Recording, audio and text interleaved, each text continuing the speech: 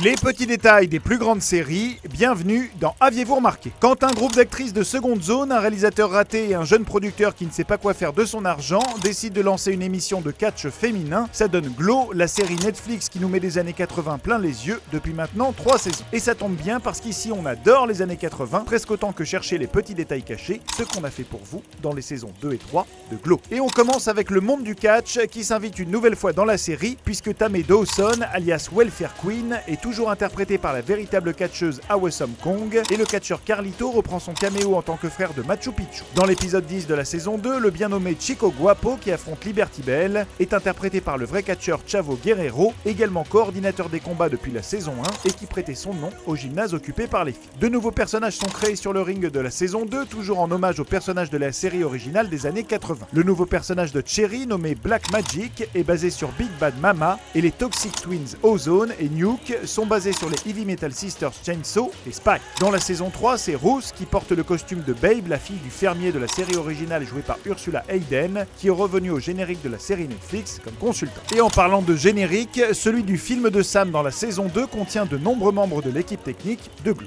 Ruth peut être vue avec un sac du vidéoclub Vidéothèque, le nom d'un véritable vidéoclub du sud de Pasadena où l'actrice Alison Brie a grandi. On notera également que la robe qu'elle veut porter à une audition durant la saison 3 et que Sheila lui déconseille est celle qu'elle portait durant la scène d'ouverture de la saison 1 qui était justement une audition ratée. Le personnage de Rose dans cette saison essaie toujours de poursuivre sa carrière d'actrice alors qu'on lui offre un poste de réalisatrice, un parallèle intéressant avec Alison Brie qui a justement fait ses débuts derrière la caméra en réalisant l'épisode 6 de la saison 3. Côté référence, on révise ses classiques avec un petit Say Hello to My Little Friend de Scarface dans la saison 2, puis une variation de Là où on va, on n'a pas besoin de route, de Retour vers le futur. Dans l'excellent épisode 8 de la saison 2 qui nous propose un épisode complet de la série dans la série, on notera la catchphrase What a Country, quel pays en français, emprunté au comédien de stand-up américain d'origine russe Yakov Smirnov, célèbre pendant la guerre froide pour ses comparaisons entre les deux grandes puissances. L'épisode parodie également la fameuse scène de la douche de Psychose et la voix de la petite fille qui crie Mommy Help Me est en fait tirée de la bande-son de Poltergeist. Dans la saison 3, le montage de Tammy qui boit et prend des médicaments pour son mal de dos est un hommage au classique que le spectacle commence de 1979 jusqu'à la musique utilisée.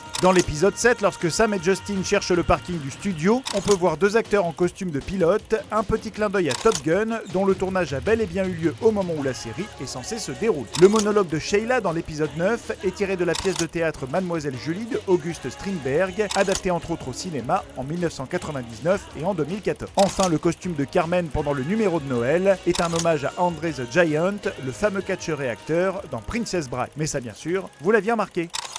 Non?